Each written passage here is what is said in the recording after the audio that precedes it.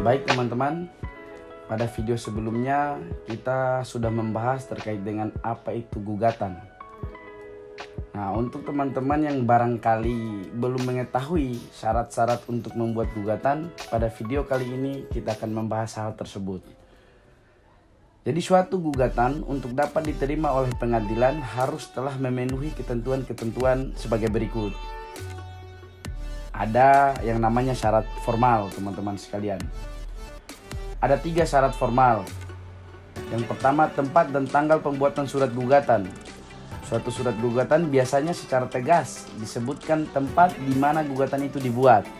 Misalnya, apakah gugatan dibuat di tempat domisili penggugat atau di tempat domisili kuasanya.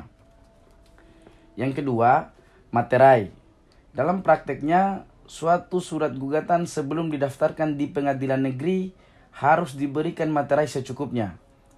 Saat ini biaya materai teman-teman ya sekitar Rp10.000. Dalam praktek, jika gugatan itu tidak bermaterai, bukanlah mengakibatkan gugatan itu menjadi batal. Akan tetapi oleh pengadilan akan mengembalikan untuk dibubuhi materai, teman-teman. Syarat formil yang selanjutnya yaitu tanda tangan, teman-teman. Suatu gugatan haruslah ditandatangani oleh si penggugat atau oleh kuasanya yang khusus untuk menangani perkara tersebut. Tapi jika menggunakan jasa pengacara atau advokat, itu tidak dibenarkan mengajukan gugatan secara lisan. Selain syarat formal, di dalam suatu gugatan atau syarat-syarat membuat gugatan terdapat syarat substansi.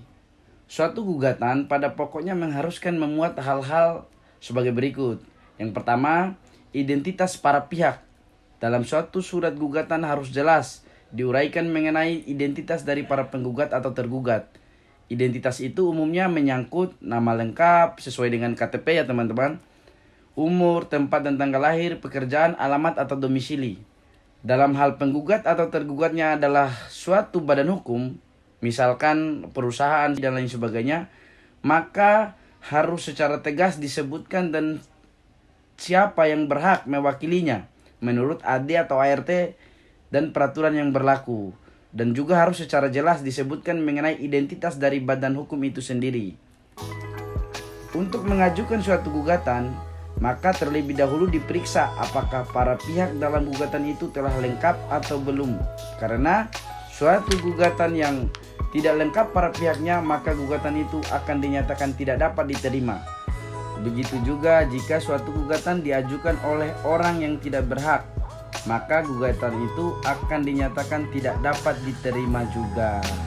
Baik teman-teman, untuk syarat substansi selanjutnya dalam gugatan kita akan bahas di part 2.